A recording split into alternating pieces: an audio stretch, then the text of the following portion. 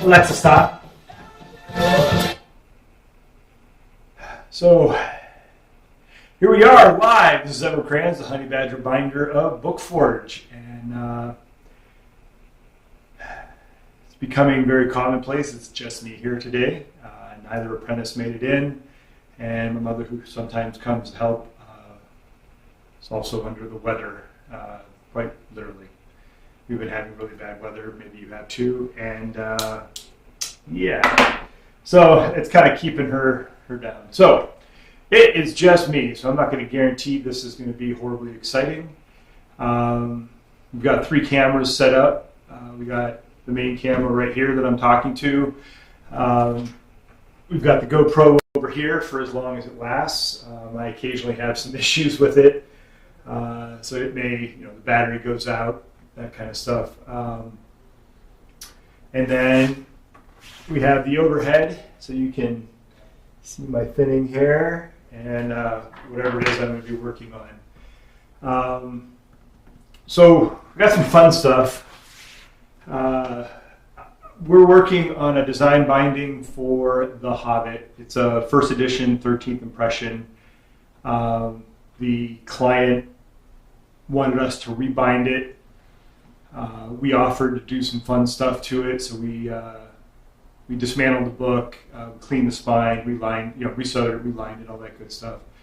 Then we did some edge decoration, which I'll show you here shortly, and then we sewed on end bands, lined the spine, put an Oxford hollow on it.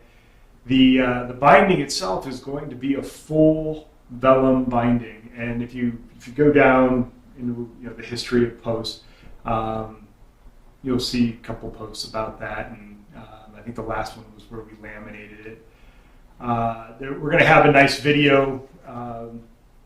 It's in the hopper. I've got 2 or 3. I'm so far behind because no one's ever here.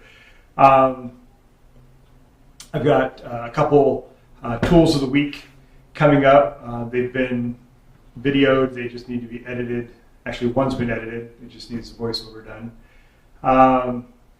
But yeah, we'll have a nice video series with the different stages of the Hobbit. We've already started it. The next one should be out in a couple days. And so I'm going to get going with that. You see behind me, I'm still working on Animal Farm. So these guys were cased in and pressed yesterday. I've got some new ones that I cased in this morning. They're in the presses. So you'll see me taking those out. So I've got more cases that need to be shaped. And when we get to that, I'll kind of explain what I mean by that, because vellum bindings are a little bit different than normal case bindings. All right, so hey, change the cameras around every once in a while. I'll eventually set the main camera to follow me. And so the Hobbit.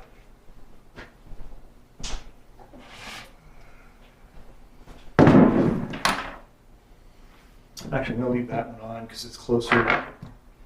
So we did some edge decoration all the way around, and end bands are sewn in. Of course, it's under the hollow, so you can't see it. These boards are just boards that I use as we're working on it. So, yeah, that's how far we are with the text block. So that was a lot of fun just getting it there. This particular volume, the signatures were so thick. They were at least twice as thick as I think they should have been. So when we rebound it and we rounded the spine, I believe it was a flat back originally. The concave foredge definitely showed the step. So when we did the edge decoration, the sprinkle technique, we sanded all the edges and took out those steps. So that came out really nice. So I have not had this out of the press lately. Actually, let's. Whee! Oh wait, now my little friend will follow me.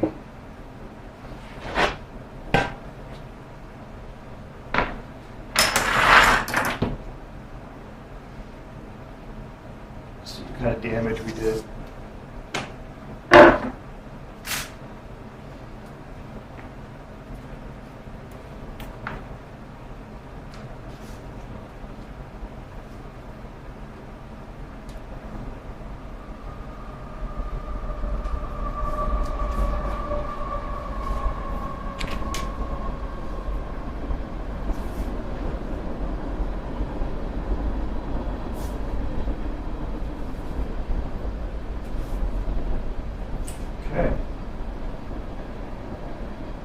I'm going to switch.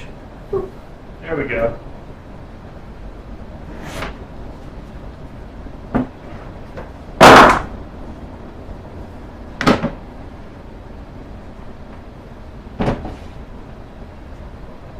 So there's a lot going on here.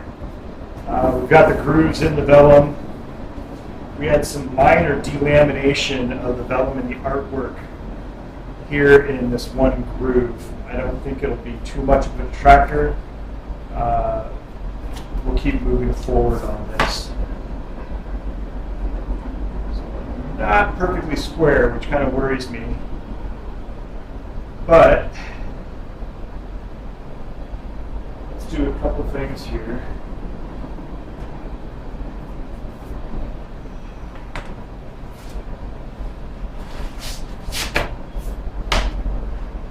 Now you'll notice we've got the art, we've got this card here, and we have the boards. So when you're binding in vellum, you definitely want to line the boards. And in this case, we drummed the inner hinge of the board in this card, but we're going to leave the rest of this without adhesive. So when we do eventually do the turn-ins, we'll just drum it. We'll drum it around, but this will not be glued here.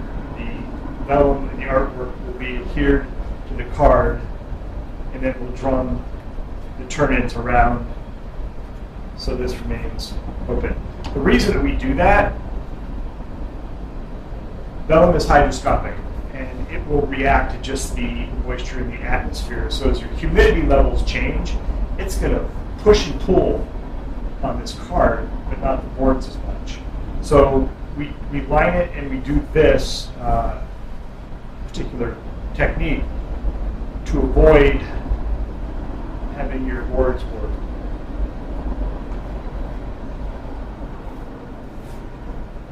So right now, I think I hope that comes out square.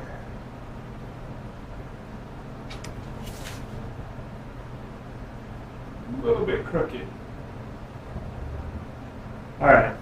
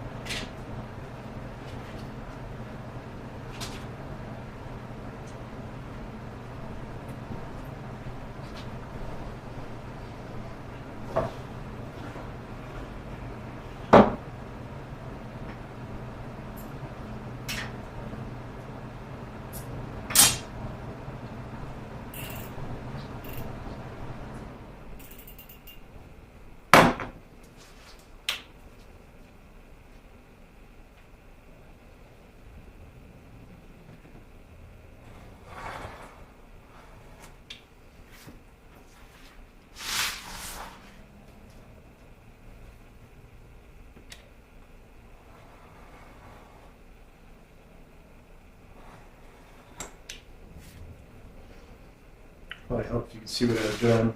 So what I'm going to do here is I'm trimming out where the turn-ins are going to go.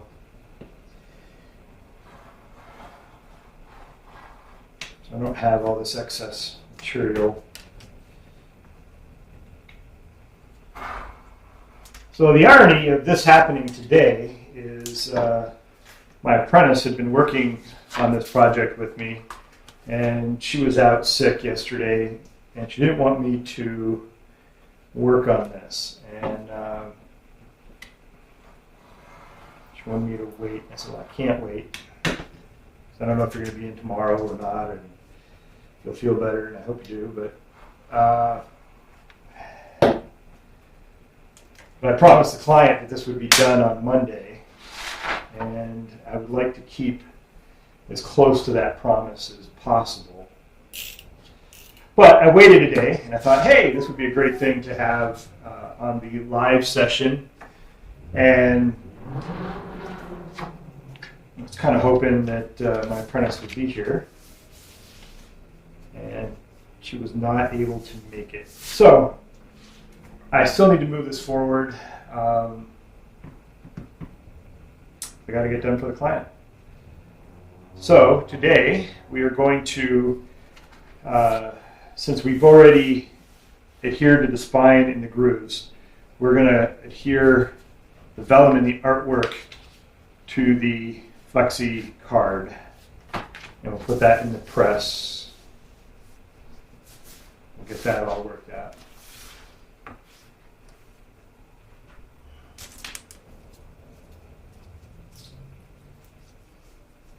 I'm going to use I'm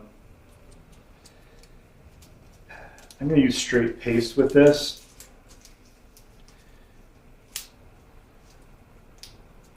So I want some decent penetration. And so I'm going to gather up a few things that I'm going to need.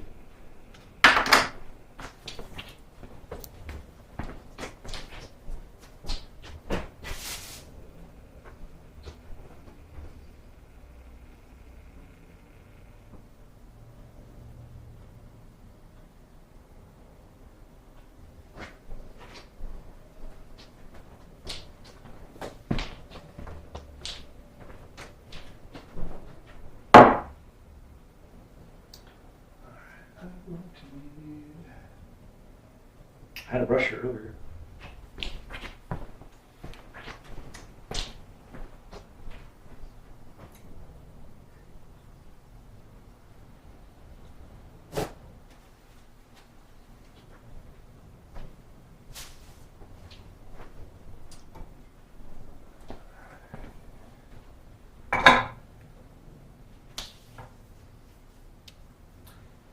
I want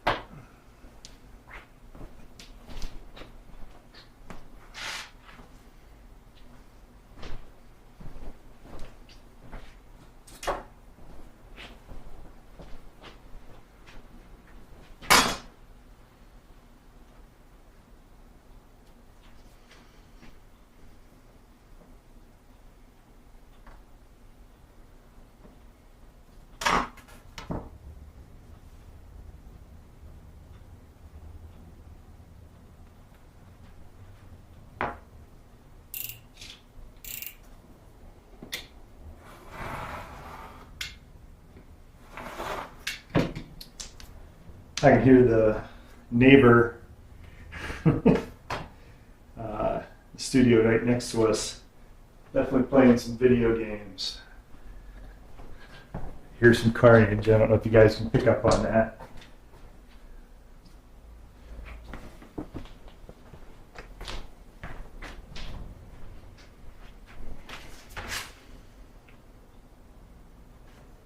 So I want this card to sit just inside the groove.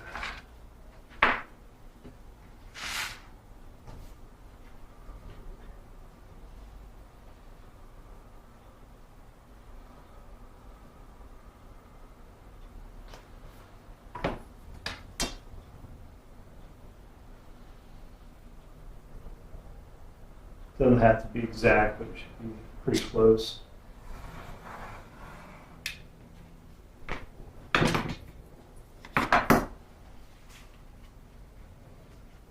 This is a compensating strip for the thickness of this card, because the centerpiece does not have that. All right, so I'm happy with that. So I had, what did I do with them? I had 2 pieces of, I wonder if they went over there with that.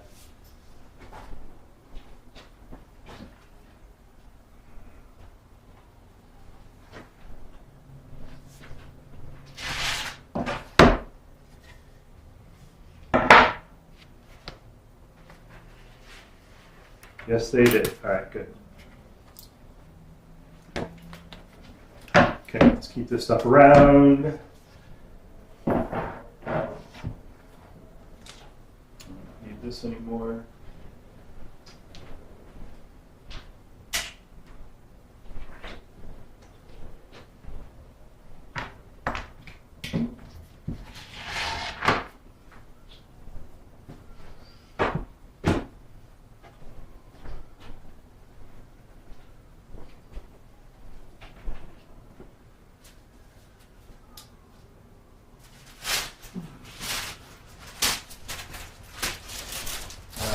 Waste sheets. All right, so what I'm going to be doing here, go back to the overhead. Vellum, especially when it's glued up with artwork, as thin as this is, it is still stiff. So what I'm going to do is I'm going to lightly moisten this outer area, and this will do a couple things. One, it'll make it more pliable and easier to move. 2, it should keep any of the paste from striking through if you're using PVA mix or just the straight paste. But I'm just going to moisten it gently. I'm afraid if I do too much, we'll end up with some of this delamination like we had in this spine area, and that's a concern for me. All right.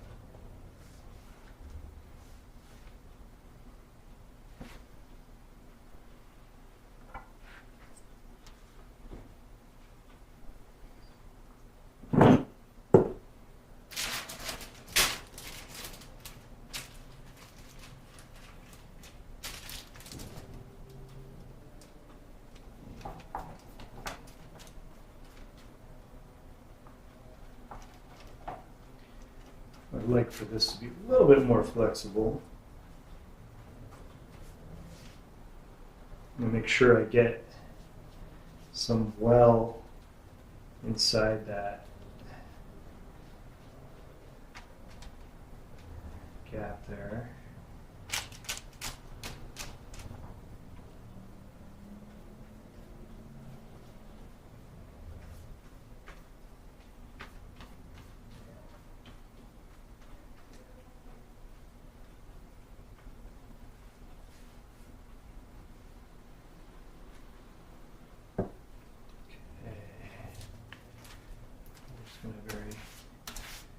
Gently work that down.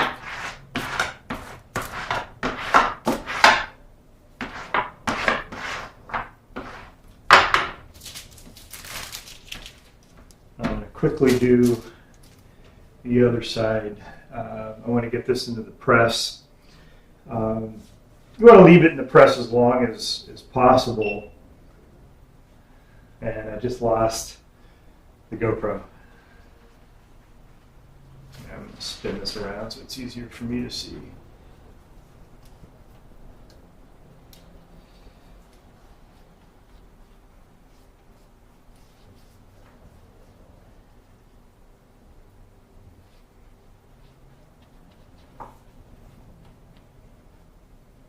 Now, if you're wondering what the adhesive is, it's just a straight wheat paste.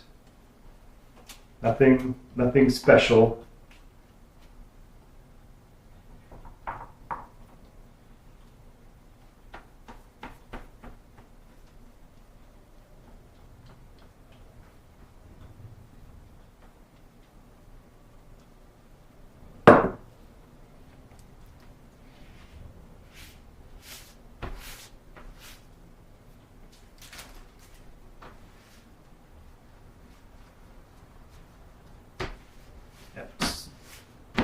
It's starting to ripple already.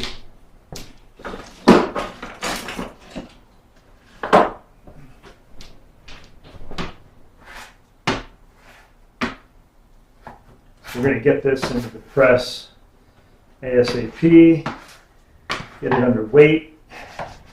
We're going to leave it in there for a day or two. I don't know, tomorrow we may do the turn-ins and then put it right back in. All right.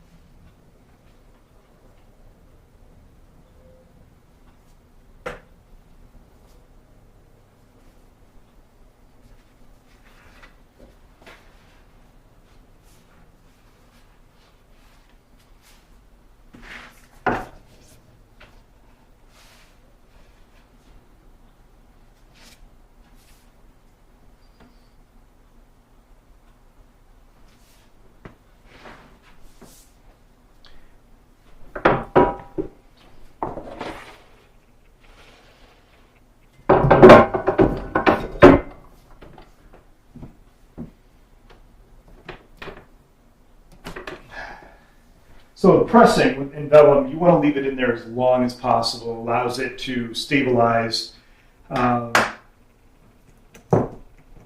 we dampened it, and then in addition to dampening it, we put paste on it, which dampened it even more. So you want to give it day, two, however long it takes for that to really just acclimate to the current humidity. So it'll be in there. I will check it, I don't know, probably in 20, 30 minutes, maybe an hour, probably an hour, and make sure that everything's okay. Then we'll put it back in the press. I'll take it out either late today or tomorrow morning. I'll work the turn-ins, and then it'll go back into the press for another couple days. We just really want it to stabilize. So kind of excited about that. All right. So that was that. Now, we'll be using this footage over again for part of the video on binding the Hobbit book. So you'll probably see this again, probably with a voiceover, be a little bit different. Well, that's interesting. The GoPro came back up. And it looks, what the heck is it doing?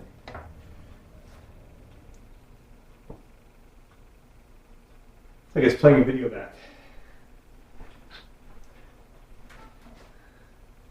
The GoPro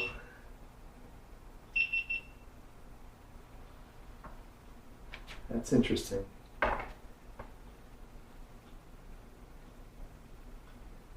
Huh.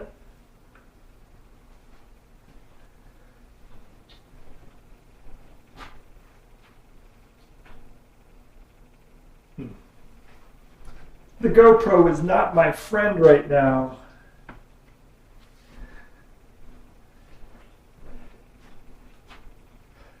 So we had a video where I was setting up the Atom software, and is it still going? This should be interesting to find out. I I'm going to switch cameras because I don't actually trust that stupid thing. And it took us a while to get the webcams that I'm currently using. I may have to just break down and buy another webcam because the GoPro is just glitchy in this capacity. I'm sure it's great out on the trails, and I've been using this thing for, it's a GoPro 8, so what's that, 3 or 4 years old now? At least, yeah. All right.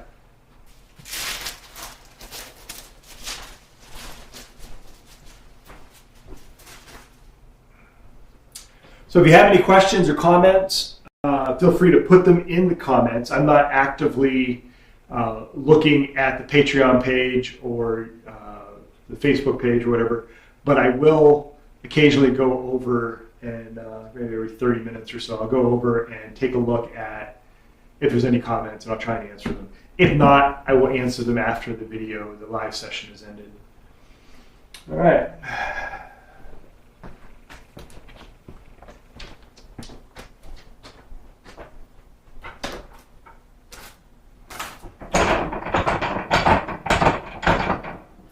I had Alexa stop playing music, not because we don't listen to music in the bindery, and not because we don't want you to hear music in the bindery, but our live stream is ultimately through YouTube before it gets to Patreon. And YouTube, in their infinite oversight, will hit me with copyright infringements, even though it's just background music. I'm not trying to make money off of someone's music. Yeah, so to not have our audio cut and have you miss whatever it is I'm saying, if I'm saying anything worthwhile or whatever. Yeah, I think you get what I'm saying. Yeah, it's to the point where you can't even just have music on.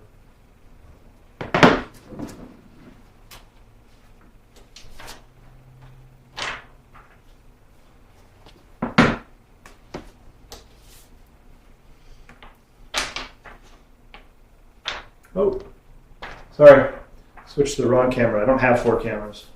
All right, so yeah, this is the quarter vellum bound animal farm that we're working on. The text block is letterpress. The cover art is letterpress. The binding is quarter vellum. And yeah. So, these guys were cased in earlier, and now I'm just going to set them out and let them dry.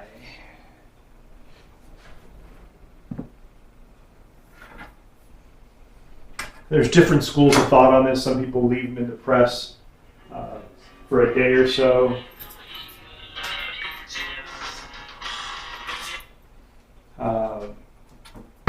Some people will press them for 20 minutes to an hour or 2 and then let them sit out like this. Obviously, this is what I'm doing. Mm-hmm.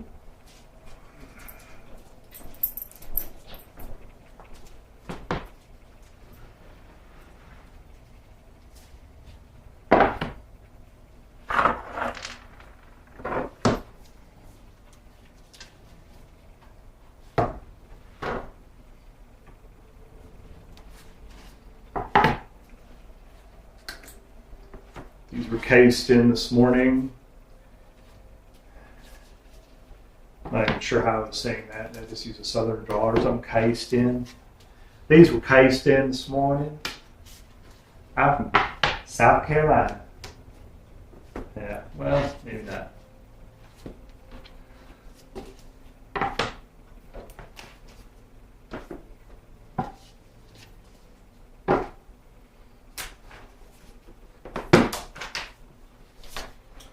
So when I press these, I put in a piece of acetate as a moisture barrier, and that's what this is.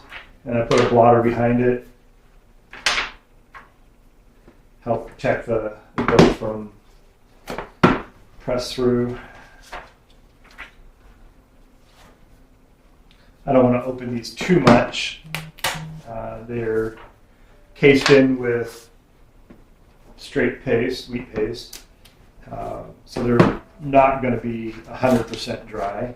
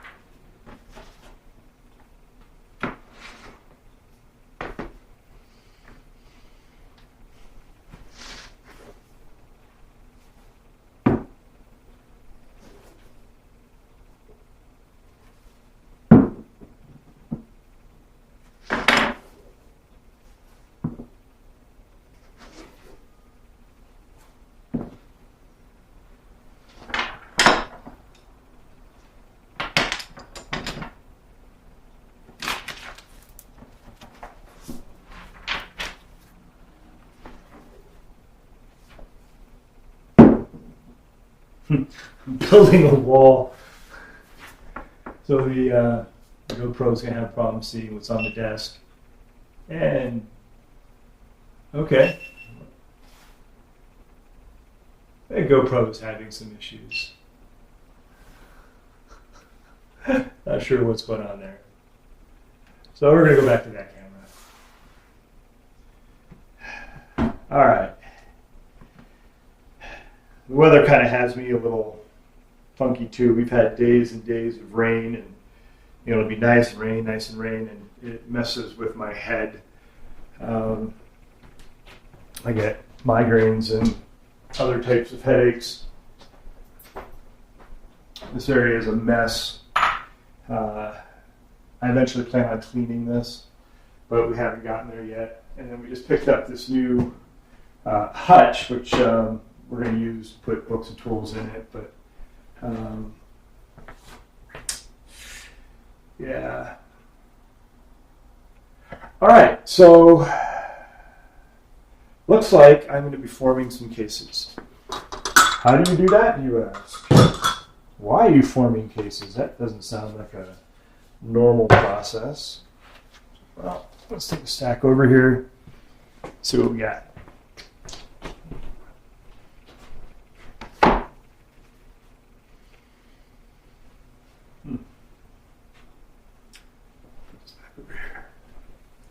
It's weird working with a camera because you're thinking about things that normally maybe you're not thinking about in the course of your regular day. And it's funny, I just put that water over there, and that's the one thing that I do need.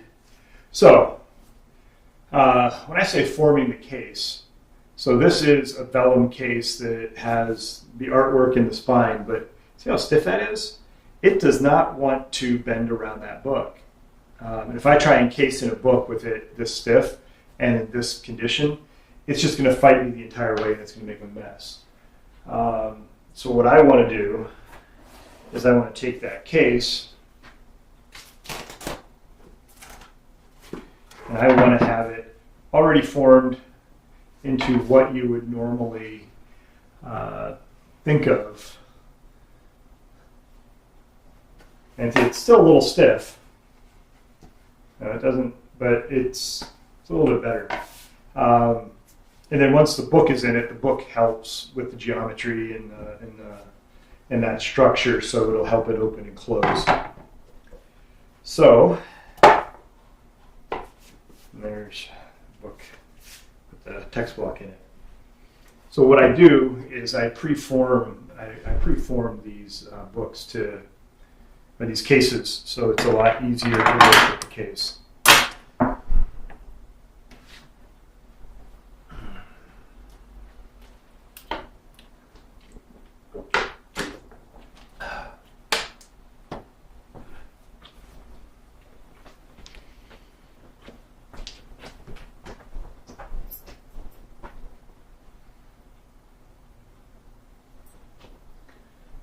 so let's take a look. There's no comments on YouTube. And check my personal page on Facebook, no comments. My BOOKFORGE page on Facebook, no comments. And let's check Patreon. So far, there are no comments on Patreon. Okay, that makes things easier. I just keep moving forward. We'll check it again at 2 o'clock.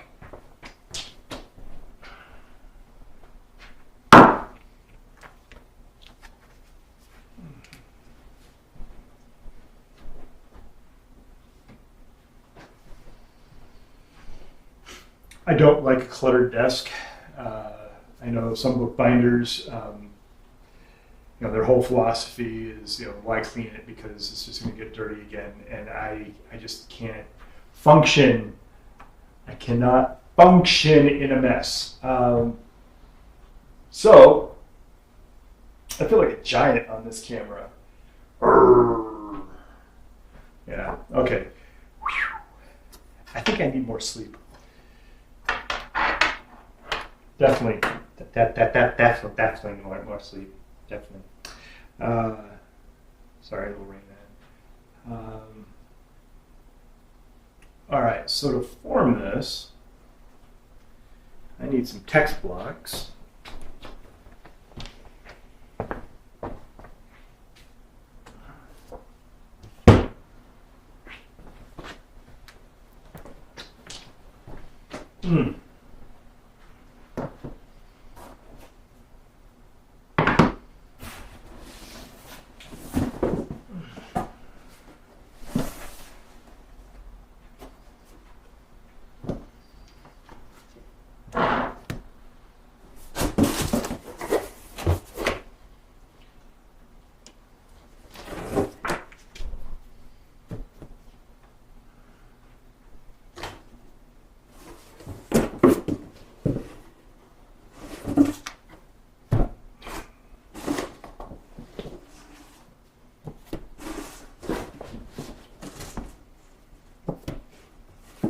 I think that's enough for a few minutes.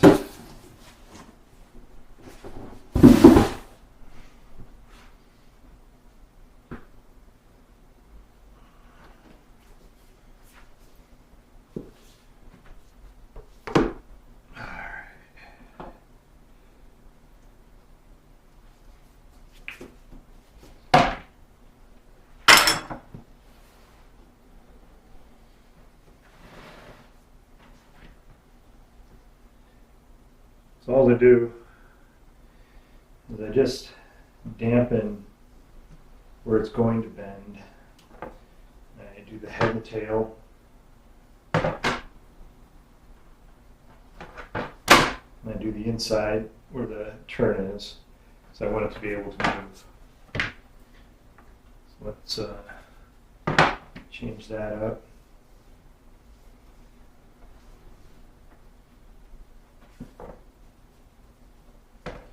And what the water does is it causes the vellum to become very pliable at that point.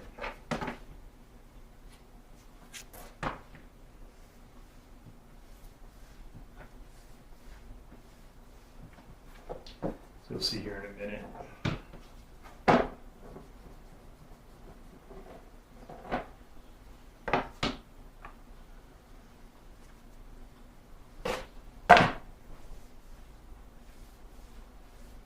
See, this camera can't see what I'm doing down the deck, can it?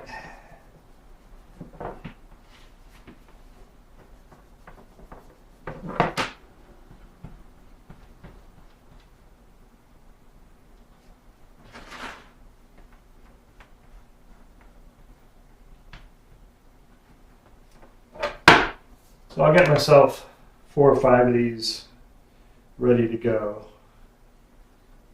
As far as the moisture aspect.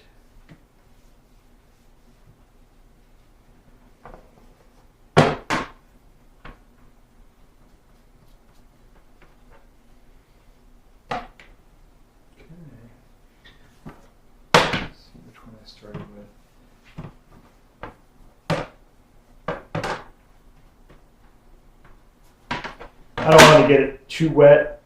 I don't want the boards to get damp. But this vellum is thick enough that it definitely needs a couple applications of the water.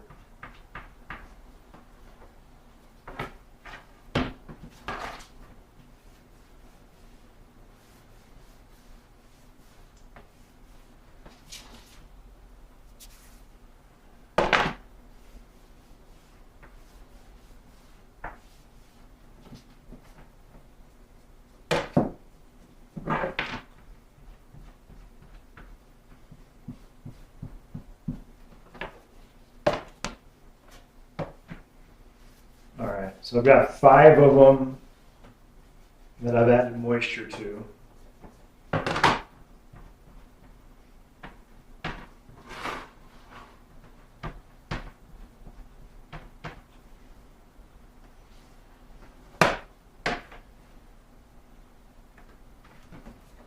So now you're going to see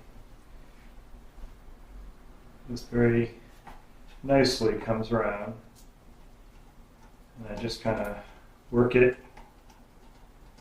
I don't want to shock it too much.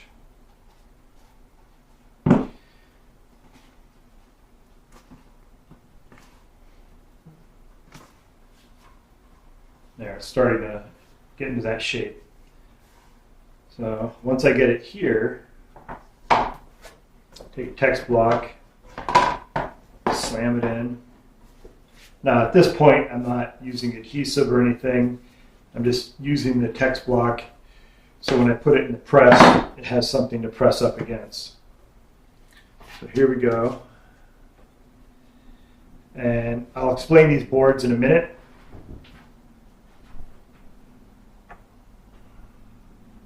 Oh, that camera's way over there. What are you doing, camera? Did you lose me? Did you find me yet? All right. I'm going to take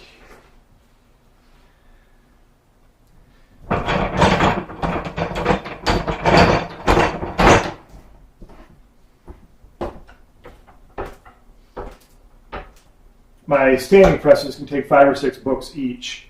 This is my dry eye and it's my oldest standing press. It's early 20th century. I don't have an exact date. I want to guess 1940-ish, but it still works great. So this pressure will put the grooves, or keep the grooves in, and it'll press that case into the shape that we're looking for. I'm going to do this next one. I want to do this before they dry out.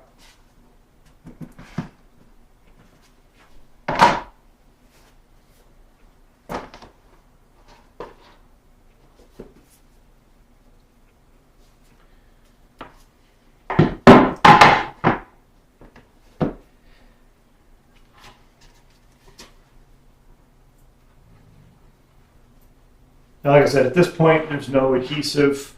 I'm just shaping that vellum so it's going to conform to the shape that I want it to when it's time to actually case the book in and use the adhesive.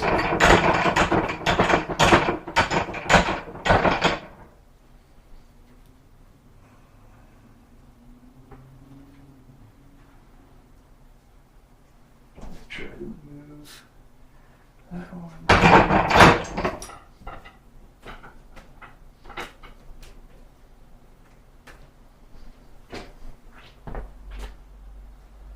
My camera lost me again, didn't it?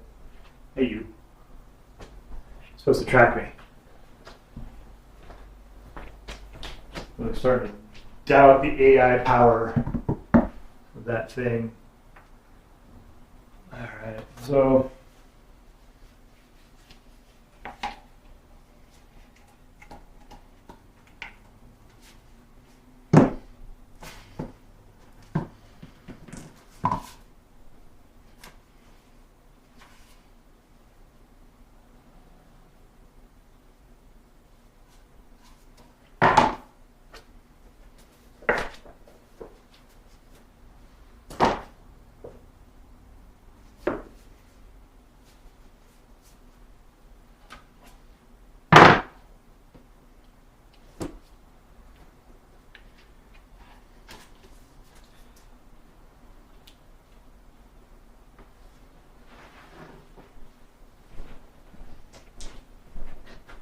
This is my other standing press. I've only had this one a few months. I bought it from Talus.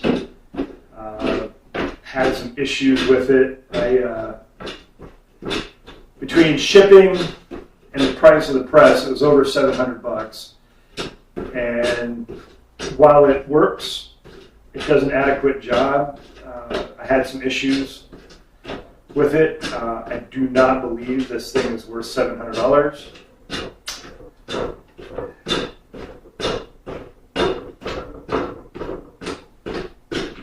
But I have it, it works, so be it.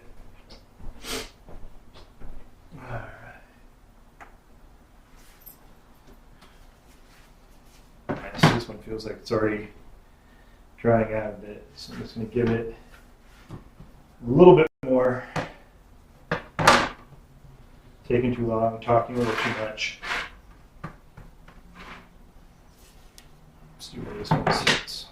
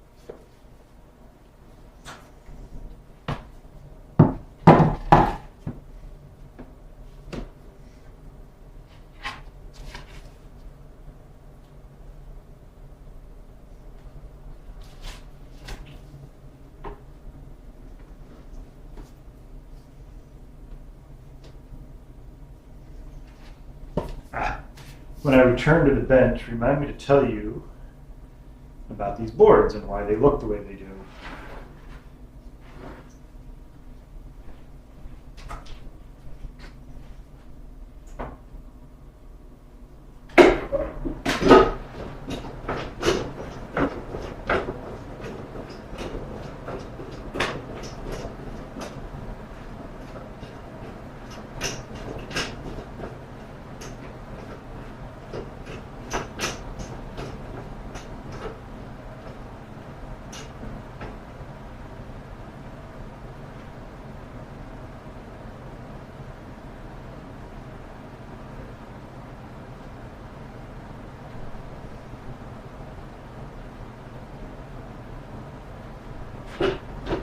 I know, I'm off camera. I'm sorry.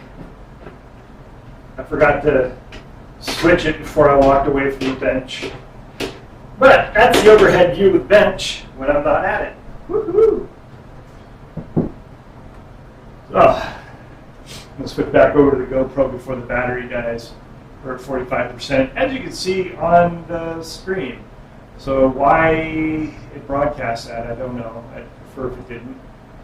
Que sera, no? All right, so these boards. So I have what they refer to as brass edge boards.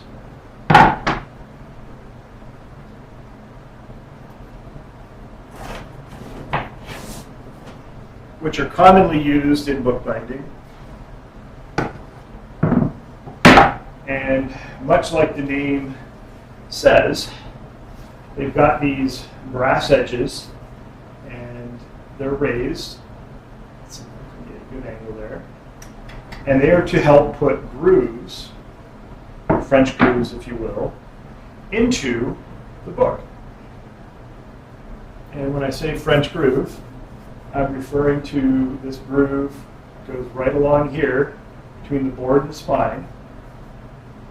And gives it this nice little shape right there.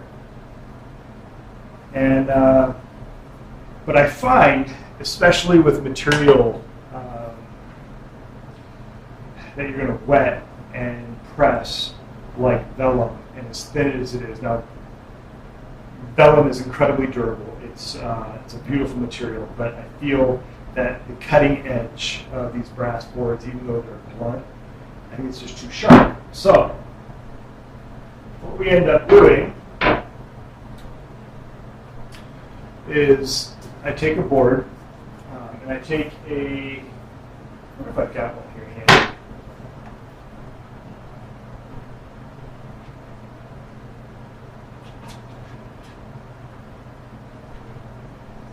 Aha. Okay. And I take a tube.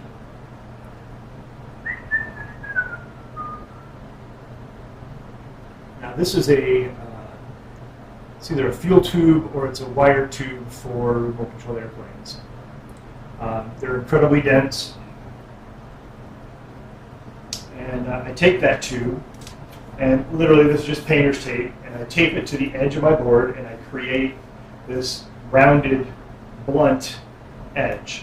I have some card here taped to it to make up the difference between the height of this and the depth of the groove that I wanted. And I use these, and I get, in my opinion, a more desirable shape to the French groove. So, that's what these boards are, that's why the tape, this weird thing here. Really easy to make. My glasses keep sliding down, they don't want to stay on my face.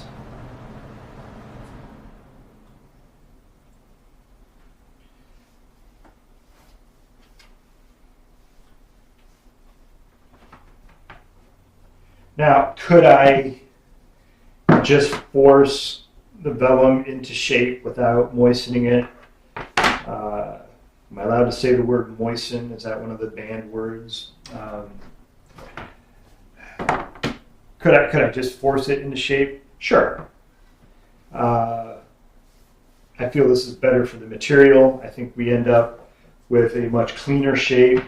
Vellum, if you force it, tends to give you these white veins. I don't want to call them cracks, but they look a lot like a crack. Well, I got two more there. All right. I guess I really didn't have to go too far with that.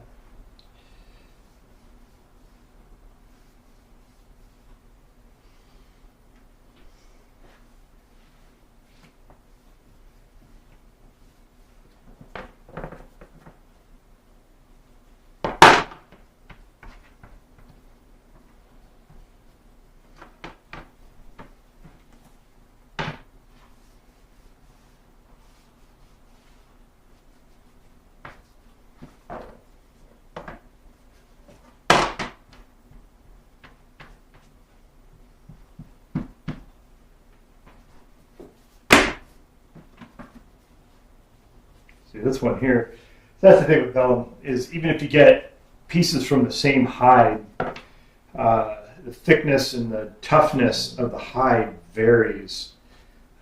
This piece here does not want to move.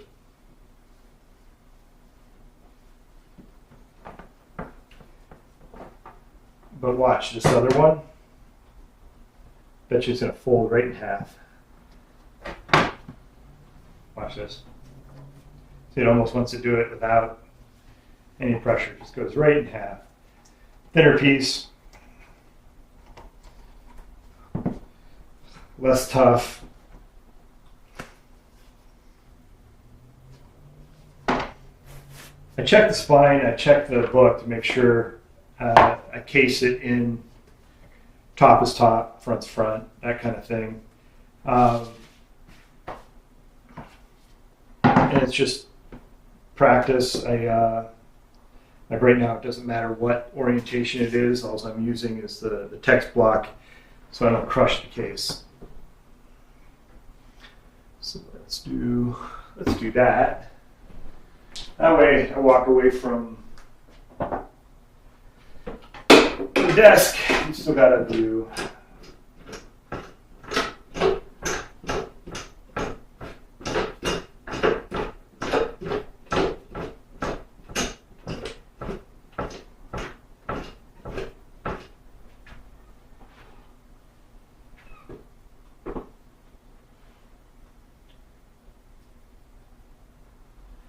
I usually, when I shape the cases, I usually leave them in the press for somewhere between 30 minutes and an hour. They generally will take the shape and stay there. If I'm not going to case them in that day, I may leave them in there a little bit more than an hour. This is still really stiff. It's going though, very nicely. Just a little bit of resistance.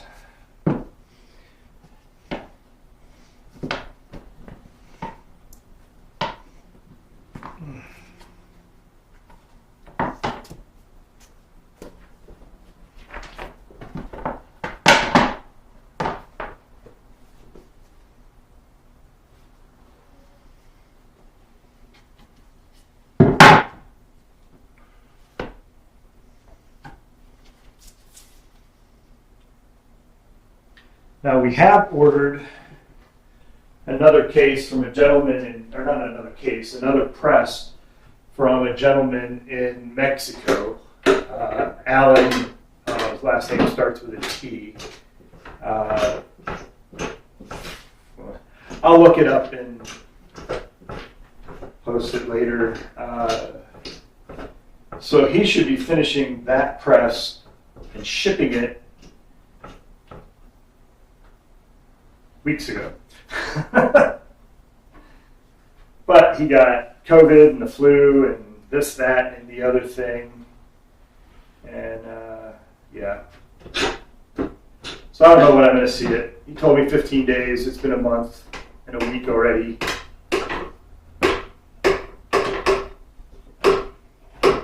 All right.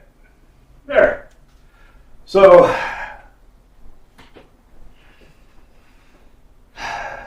blah, blah, blah, blah. That's mocking beer blah.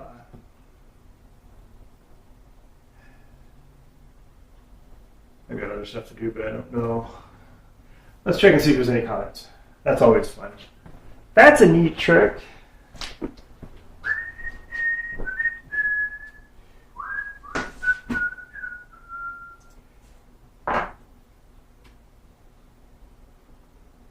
Oh, my dear patrons on Patreon. Please comment. Let me know what you're thinking, what you like, what you want. Let me know. Are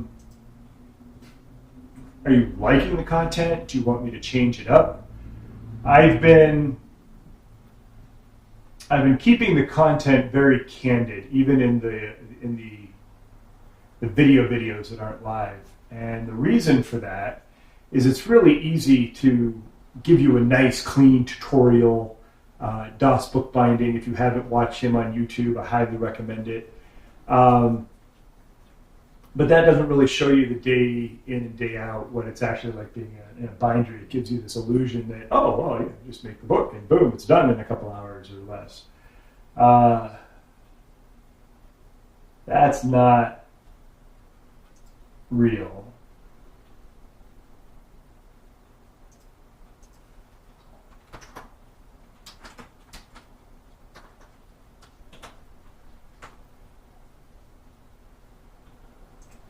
I like keeping it real. But if you'd rather cooking show style, perfect, let me know. I can do that too.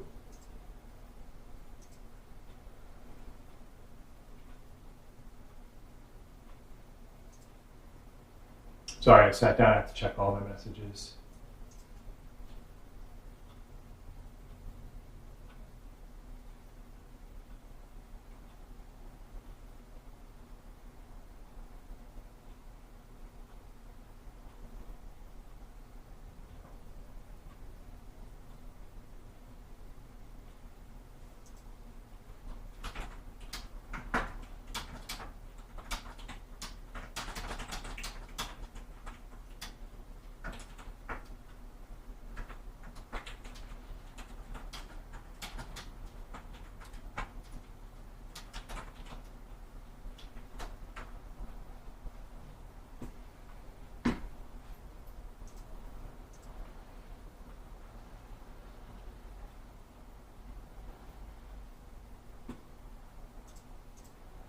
Okay.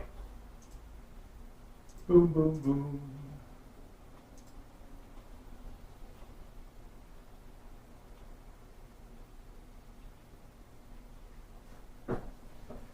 there's that. All right, I need to reset and clean up some of this. I need my glasses for that. Everyone comes in and they do stuff, and then they leave stuff just showing different size boards with mixed, and drives me crazy. They can come in, I'll have everything separated.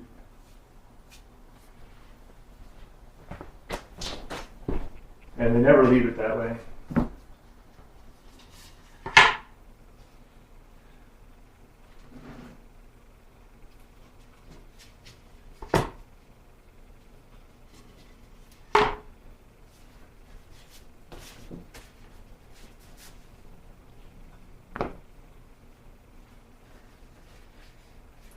We have a tiny piece like that.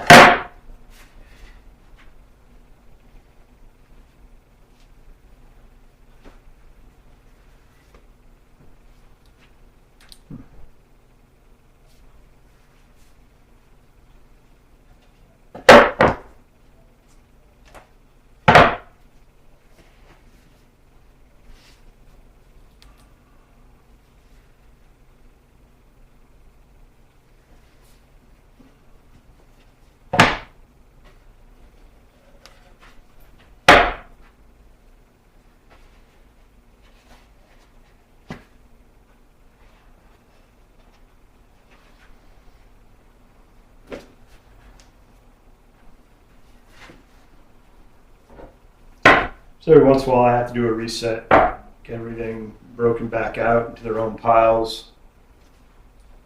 Helps me mentally.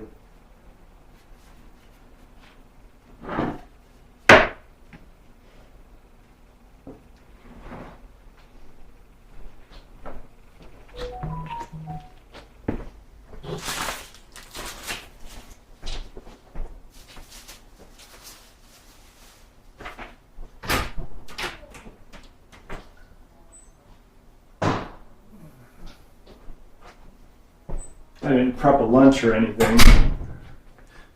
I wish I had.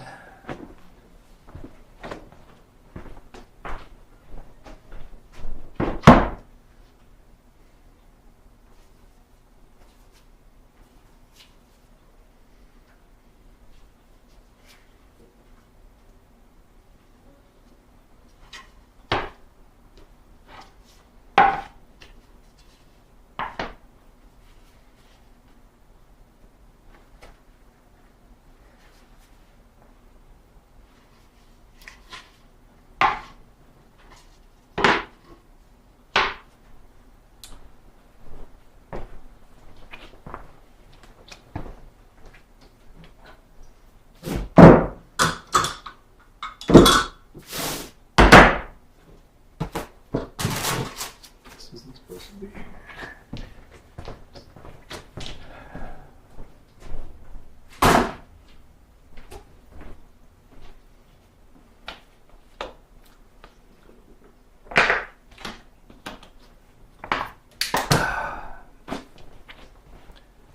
All right.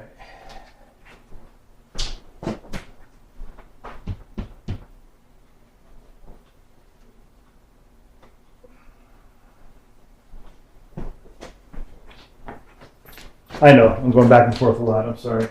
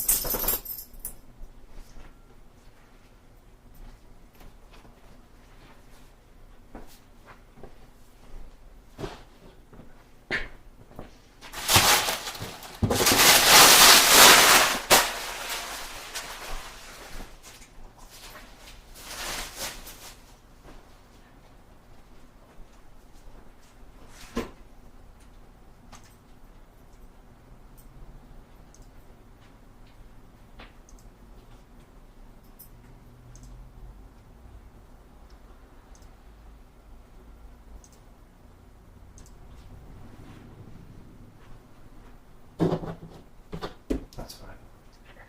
All right.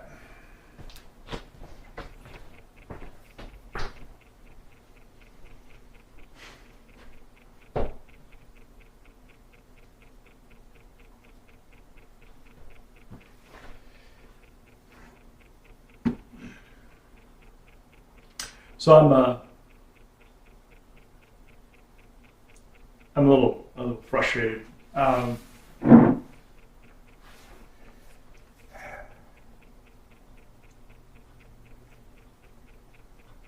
I took on this big big book run, 365 animal farms for Suntop, and there was a certain level of arrogance. I severely misjudged how long this was going to take me. I misjudged several things, which led to that. Amount of help that I was going to have, and my own capabilities, and yeah. So I'm at a point where we need to start thinking about delivering this. I'm still in production. I haven't done a count. I'll do a count at the end of the week, figure out how close I am.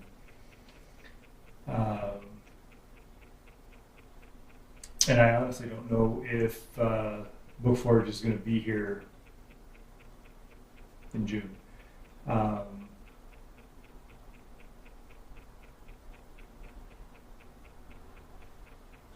By here, I mean physically in this space. Last October, we were in my house. We took up the living room and the dining room, and we moved out to this space to work the Suntop book series and several more.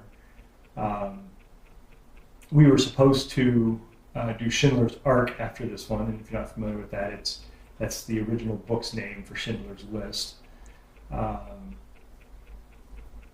But they've reached out to me and they want me to ship it to another bookbinder, and it's sitting in a pallet out there in the hallway waiting for the shipping information. We were supposed to do Stepford Wives after that, and they have not pulled that from us yet, but I'm worried that could happen. This has taken months and months longer than it was supposed to, trying to get new people to bookbinding up to speed on bookbinding, let alone the issues with Vellum. starting people out on vellum bindings was not the most intelligent thing I could have done. I started the book Bindery out with my savings. I didn't have a grant or a loan or capital venture bullshit. And I'm run out. I borrowed just about everything I could borrow. I need to get paid for this. Most of that's going to be consumed with the amount of debt incurred getting here. Just being open and honest with you guys. Hopefully I'm here in a month. I don't want to put the bindery back in the house. The family now has the house back. If I pack this up, it's going to go right into the garage and stay there until I can figure something out. Forever, who knows? So there was your serious candid moment. Epic level bullshit. But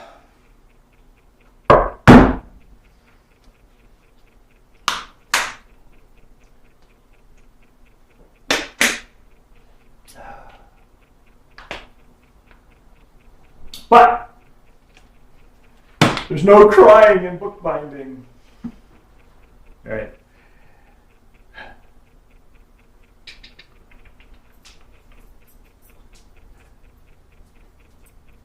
I've got some other stuff that I need to do, but there's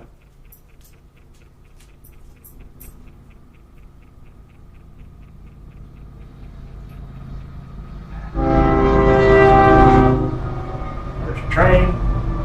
Y'all like trains? I like trains. Alright, I think I'm going to get these foreign books out of the first press.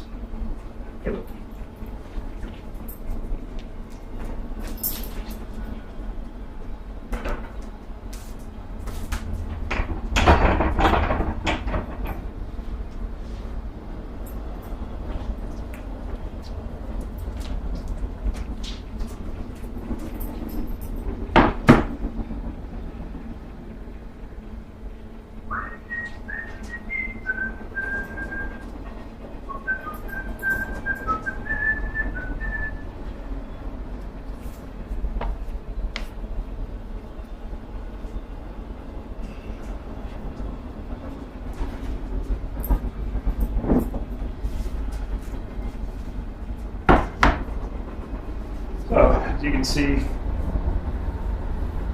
grooves in there. Don't worry about it. The book is a little crooked, but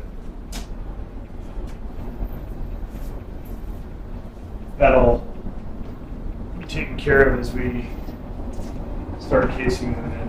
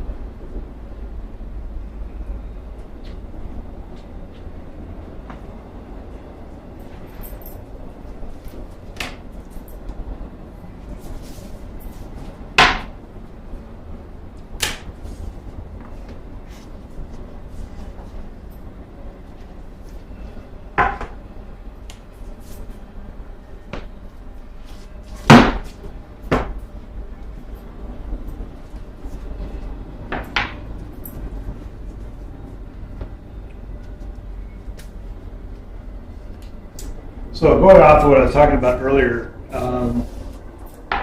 my apprentices they're good friends. They're disabled. They have issues, don't we all? They're not always able to get here, and it's not necessarily their fault. What I need is someone who wants to apprentice, learn the trade, and eventually take this over. Ideally, it would be a younger person. It literally takes a decade to 15 years to master this. There's so much. When you talk about the history of bookbinding, from going from scrolls to codices in medieval times, and board bindings and vellum bindings, and flexible sewn on cords, raised, recessed cords, modern bindings. A good deal of what I do has to do with restoration. So you have to understand the history of books, how they're all made, the archaeology of them, if you will. So yeah, I'm looking for someone who's really interested in learning the book structures and learning how the tools work and the different materials and their little idiosyncrasies, and eventually would want to take over the business. My son is into computers and programming and all that good stuff. He's not interested in this. My daughter's out in LA doing the music scene. She's not interested in this. I have maybe a solid decade left before I'll need to retire if nothing else physically happens to me. But the sooner I can find someone who wants to learn, is willing to learn and put in the time, I think that would be flippin' cool. But I got to find that person. I don't know if you're out there, if you're going to watch this, or maybe you know someone who's interested. It's a very niche market. What am I doing? Oh yeah, I'm looking for my glasses. It's a very niche market, but I'm trying to build a brand that, we do restoration and conservation work on fine bindings. We also do family Bibles and that. We do limited run. These are all quarter vellum bound. And when Suntup reached out to me, they couldn't find a bookbinder that wanted to deal with the vellum bindings.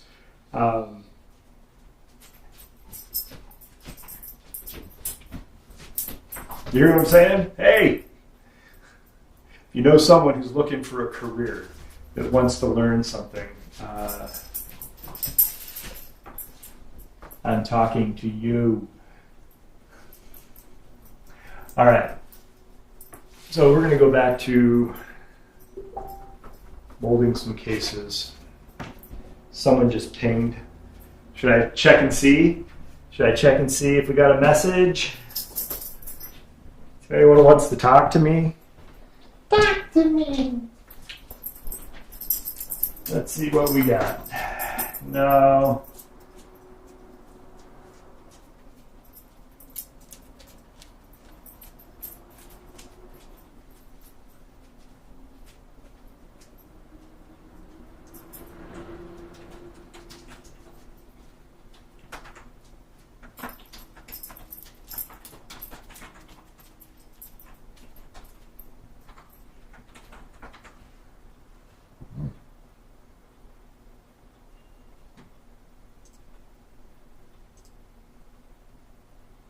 Nada.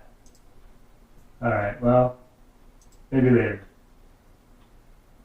Maybe later.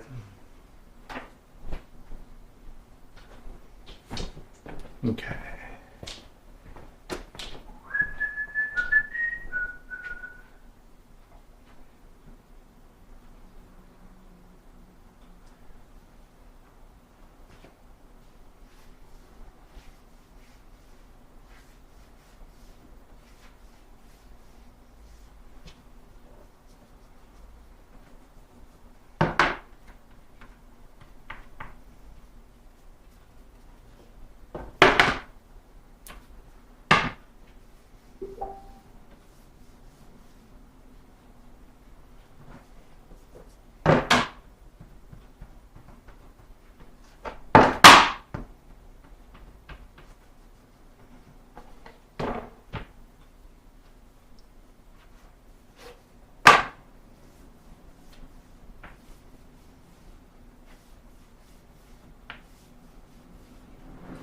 I've got a guy messaging me. We're friend of mine is looking for a larger studio space, and one was pointed out to him that I'm aware is quite large. So I mentioned that, hey, maybe I'd be willing to go in with you. And another friend chimed in about a previous person who had that place, and not being able to have gatherings like gallery night and things like that. So I mean, obviously, it's something to consider. If you are an artist and you want to have people there, gatherings of some sort, obviously, not being able to have something on gallery night would suck. But the guy is a master woodworker, and he was working on some boards for me for my Gutenberg Bibles. Yes, I said Gutenberg Bibles. And when I eventually get the boards, we'll start, 1, 2, 3. We'll start working on those so you guys can see what is going on with the Gutenberg Bibles. We're doing, they're facsimiles. I have high resolution scans of the 1961 Cooper Squares. Beautiful books. There's some mild issues that I need to get past, but we're going to do 15th century period style bindings, modern sympathetic, and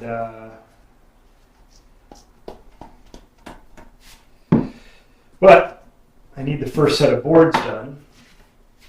I've already started sewing the first of the 2-volume set, which one of these days will continue on camera.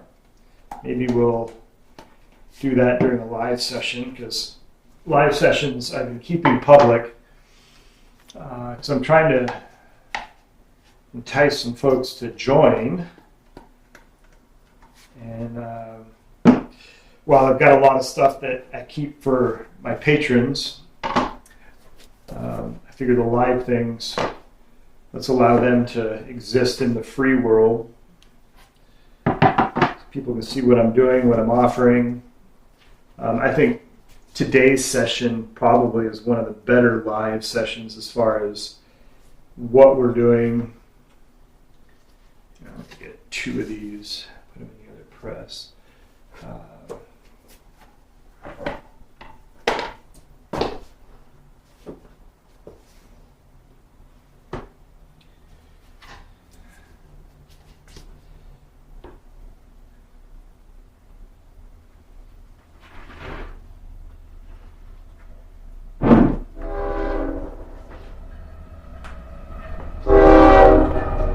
You hear the train?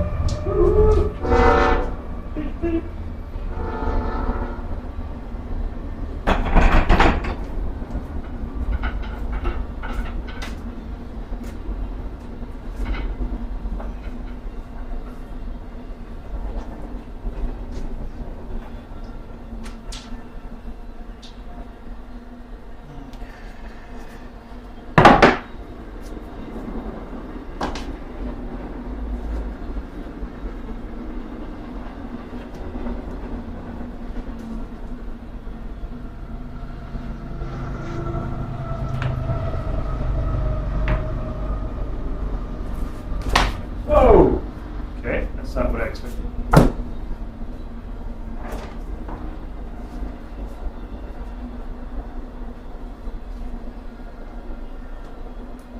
So what I was talking about earlier, I'm not belly aching. I made some decisions.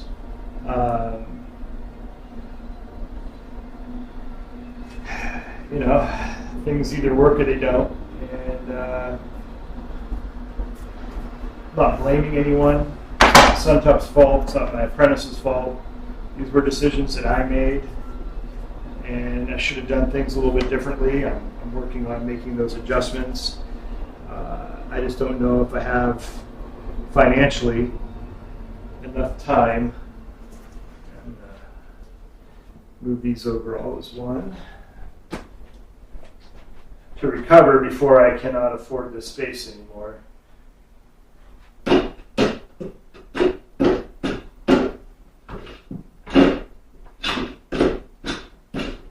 I'd really like Alan to finish my other press and send it to me. Because if there were even one apprentice here, she would be taking up my presses, doing some of the stuff that I have her doing.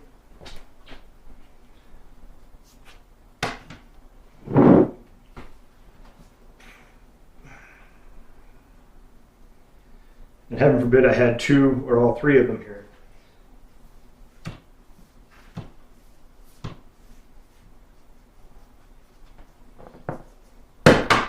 So I really need that third press to show up. Alan, if you're listening, probably not listening. He's hopefully working on my press.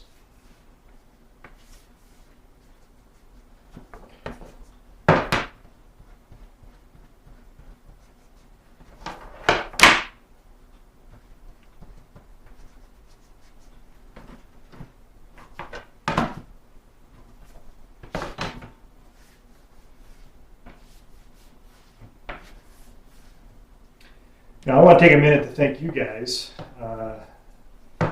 my patrons on Patreon. The amount that you've pledged, the tier that you've joined. I know I'm behind on a couple things, newsletters and sending some stuff out. I'm behind on everything because of this book run, and I need to get caught up so I can focus on things. But I won't be here if I don't get this done. So please and thank you for your understanding up to this point. And thank you for your patronage.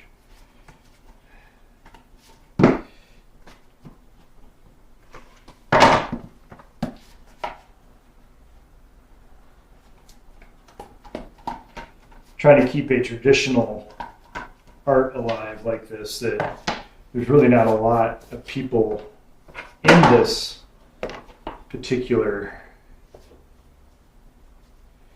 group.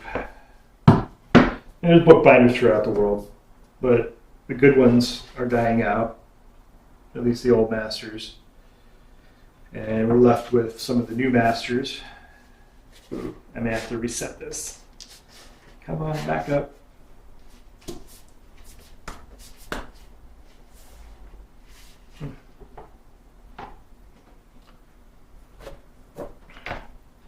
I'm aspiring to be one of the new masters. Been doing this for about 12 years now.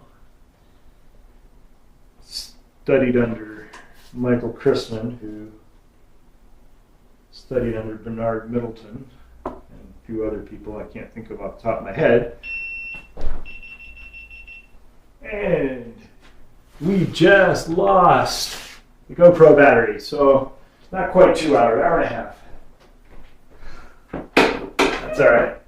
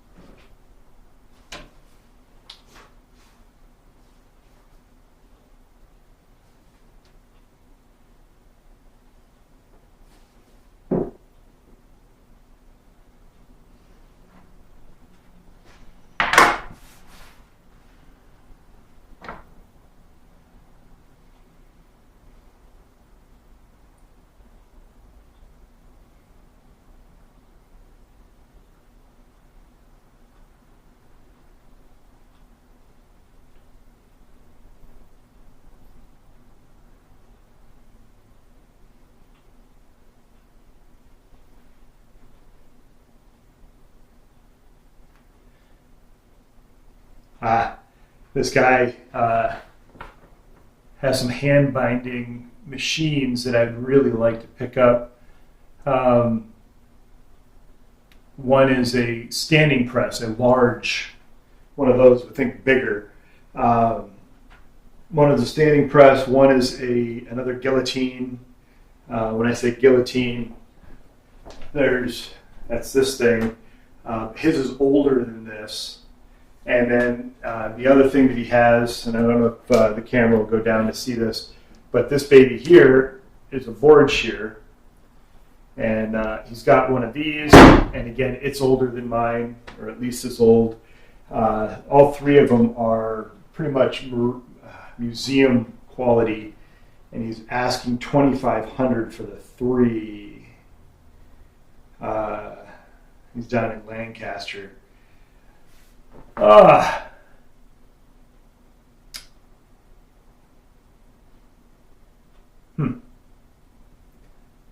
have to keep that in mind if I survive.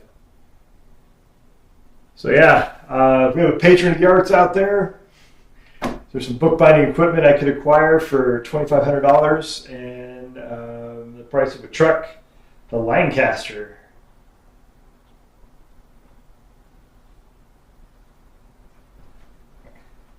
So you got people all over the place. They're always on their phones. Here I am in the middle of the video, but just checking my messages because I do business on this thing. I don't know who Dennis Smith is. I'll have to look at that later. All right.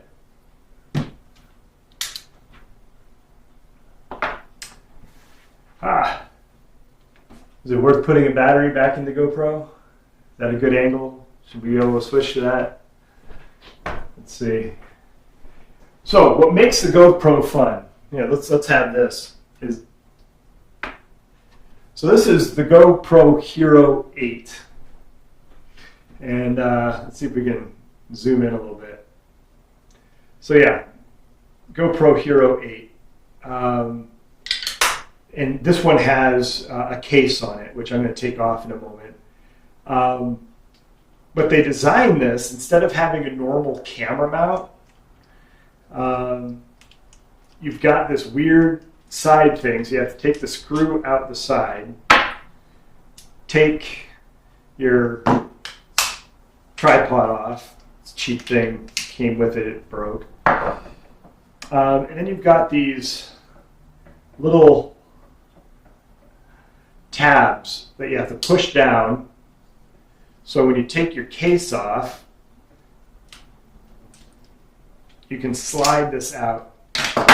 Now, what is this?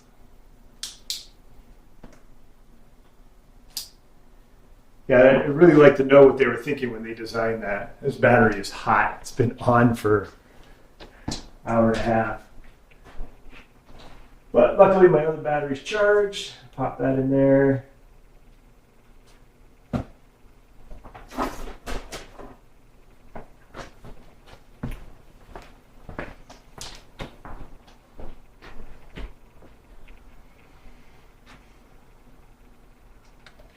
Now in the last couple of years, I've had to throw away a couple batteries because they expand and they get stuck in here.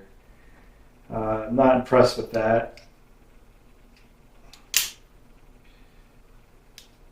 And I don't have fingernails, so I have to dig those little things out. I know, you tuned in to watch bookbinding, and here I am talking GoPros and batteries. But that's part of what I do today, because in addition to the live sessions, I am working on some videos. I've got a vellum binding, the quarter bound, showing you how we attach the quarter bound vellum to these particular animal farms. And then I have tools of the day coming up. I got one coming up on cloth. I haven't recorded that one yet, but all right, let's see if we can boot you back up.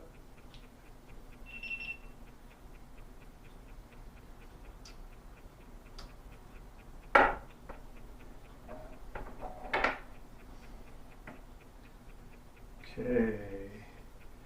Looks like we have. There we go. Woohoo! And then it does this. It doesn't come up and give me a stream. Now I got to screw around with its navigation to get to the feed. All right, there we go. All right, so we're back with the GoPro. So we got that solved. So angle sucks.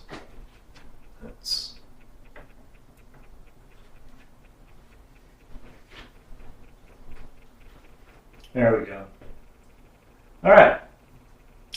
So these books are still in the press. I'm going to leave them in there for a few more minutes. A little bit later on today, I'm going to be working on a family Bible.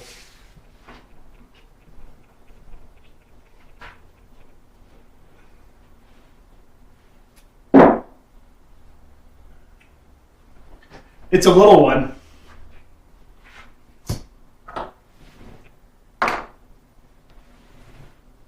So this guy, go to the top. This is going to be cloth hinge, some linen. I'm not sure why this board is on there, but get rid of it. I guess both the boards are underneath there. So I did some paper repair. So I think what I want to do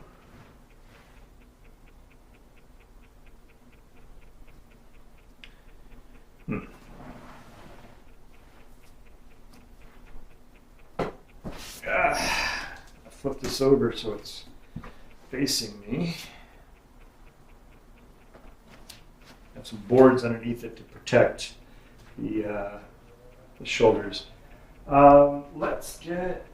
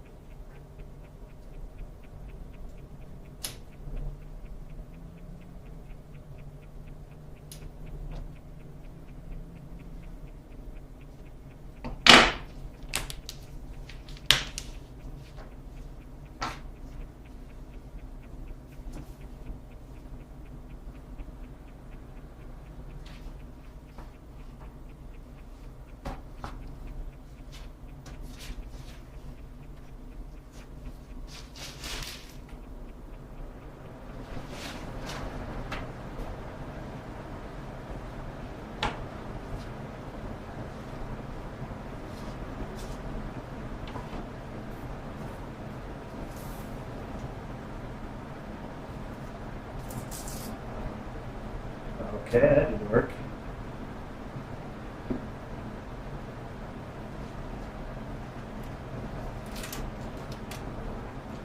So the remake was supposed to not stick to it. I may have to touch that up a bit.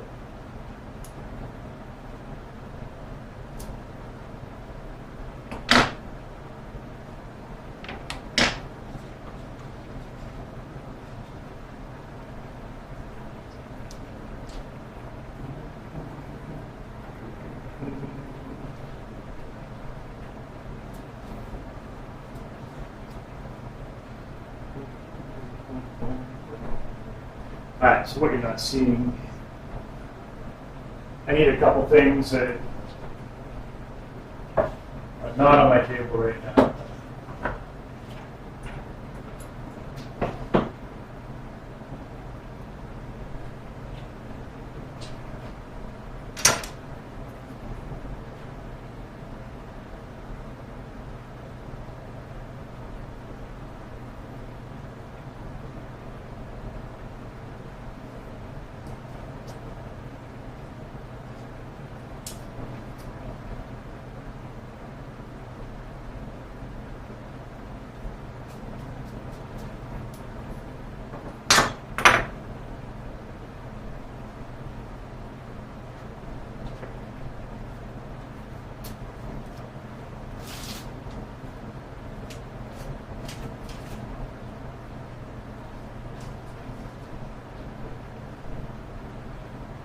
when I peeled that off, it tore.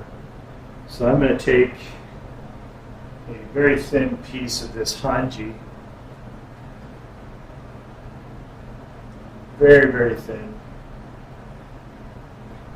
and I am going to apply it back on here, fix what I just tore. So I'm going to get some methyl cellulose.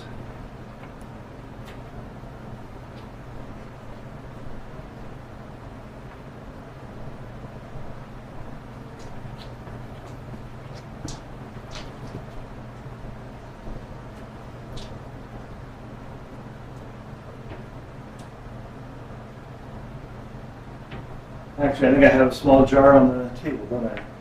No, I don't. Ah.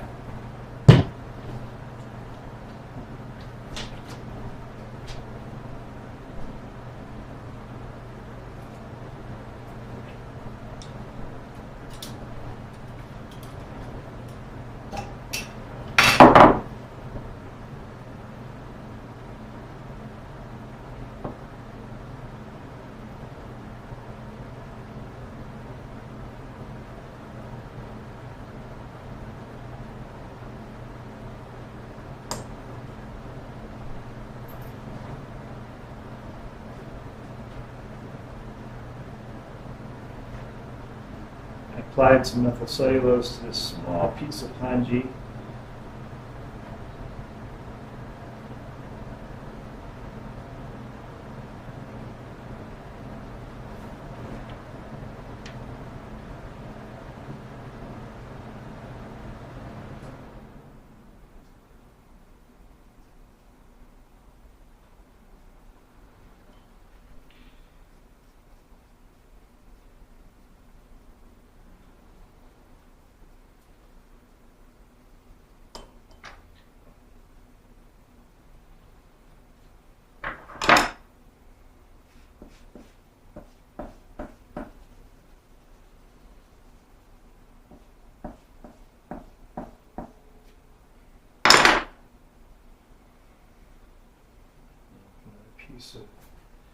Okay, now that that's taken care of,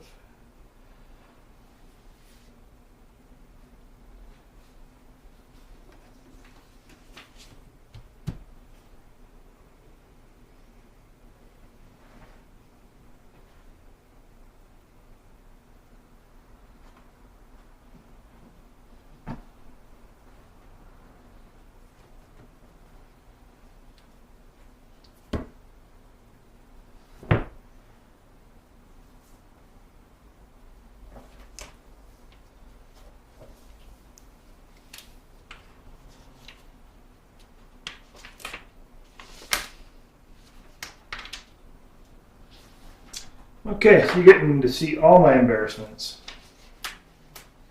There we go.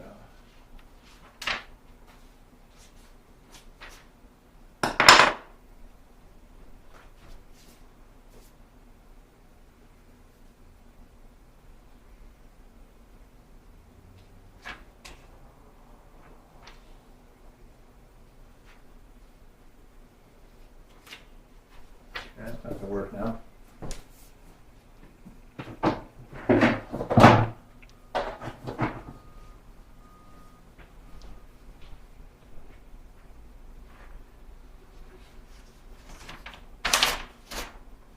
Are you kidding me? About ready to shut the camera off.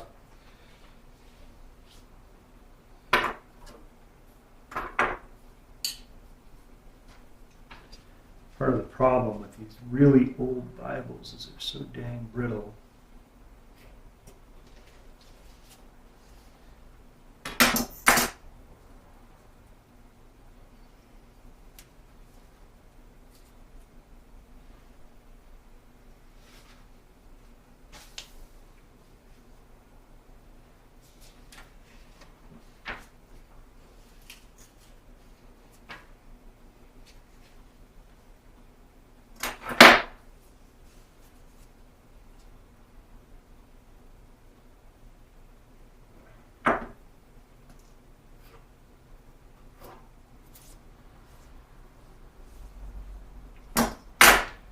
So these are repairs that I've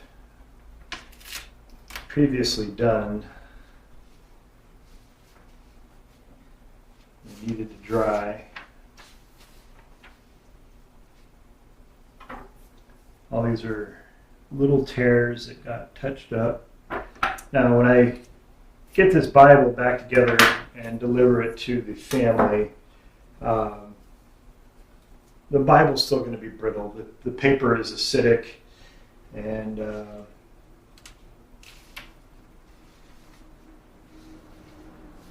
they're going to have to be careful because just handling it, the paper will break.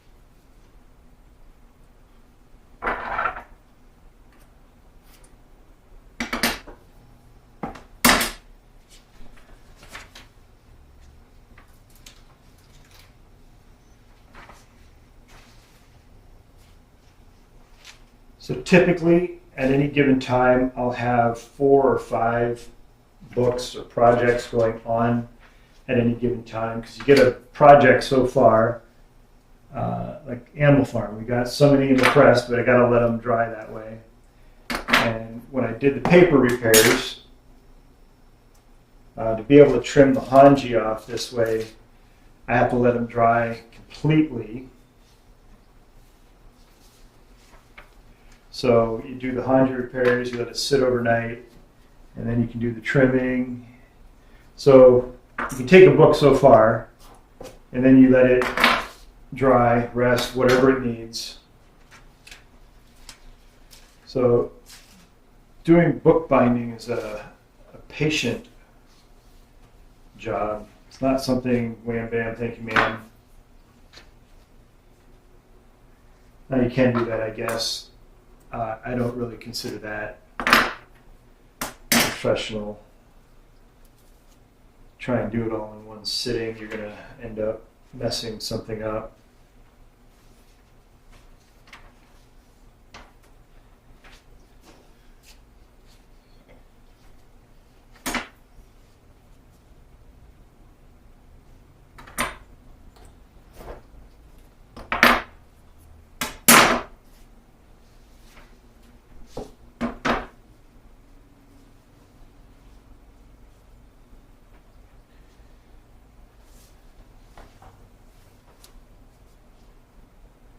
All right, so I'm going to let this alone.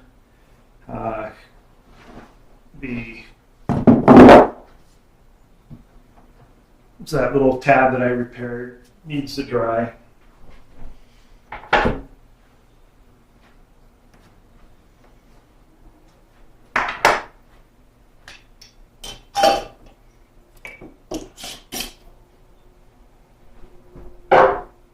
All right, what time is it? We've got, a little over 5 minutes left of this session.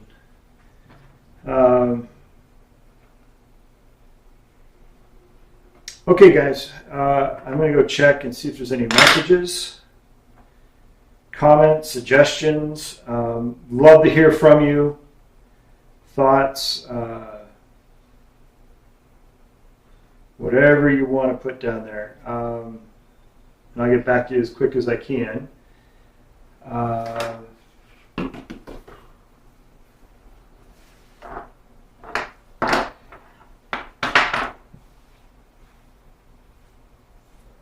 All right, let's go check messages.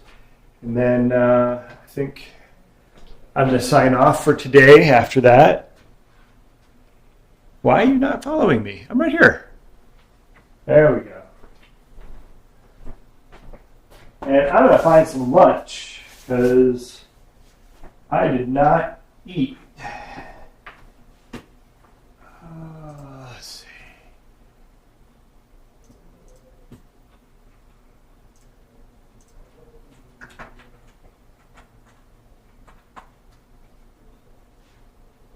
So, Lancaster.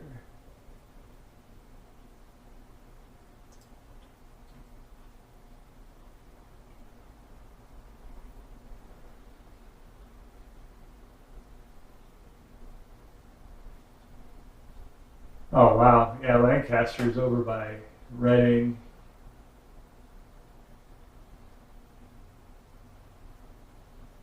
That's a drive. That's like going across the state of Pennsylvania diagonally almost. It's damn near to Philadelphia.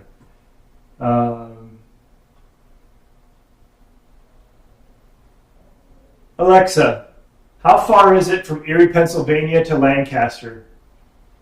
From Erie, Lancaster is 100.5 miles away by car. Okay.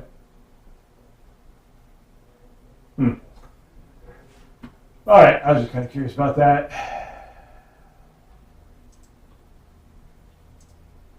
So,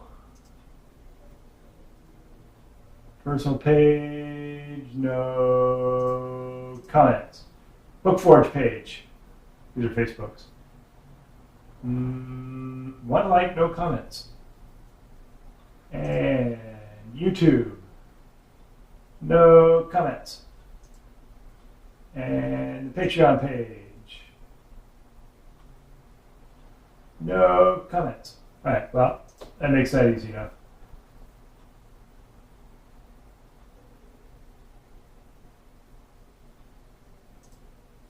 All right, my friends. I'm not going to start something new. I don't really see the point in that. In the last 4 minutes of the deal, I will get. I guess these can come out of the press now. So we'll kind of do this. We'll finish out with this. Okay?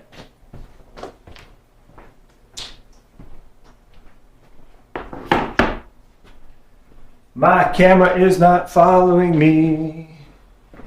This is supposed to be an AI-driven webcam.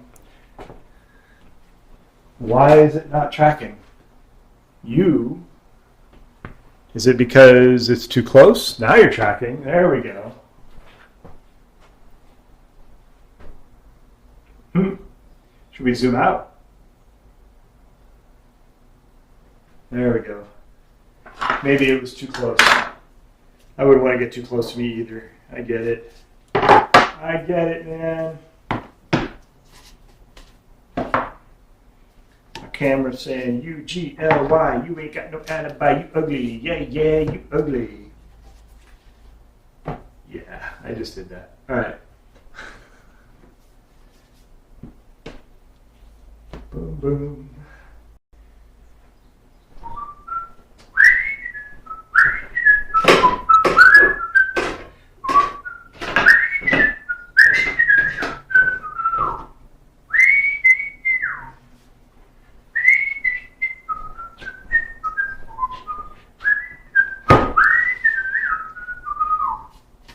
Bonus points. Can you tell me what tune I'm whistling?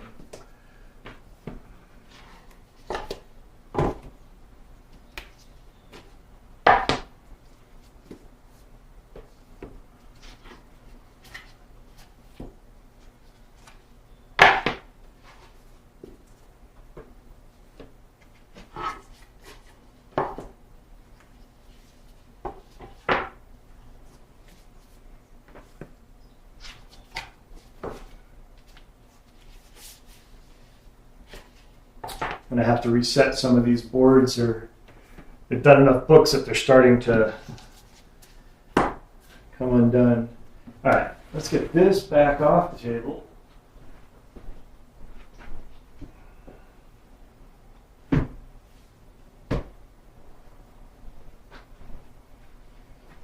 And I think I'm going to put a weight weight. If I can find a weight. Where'd my weights go?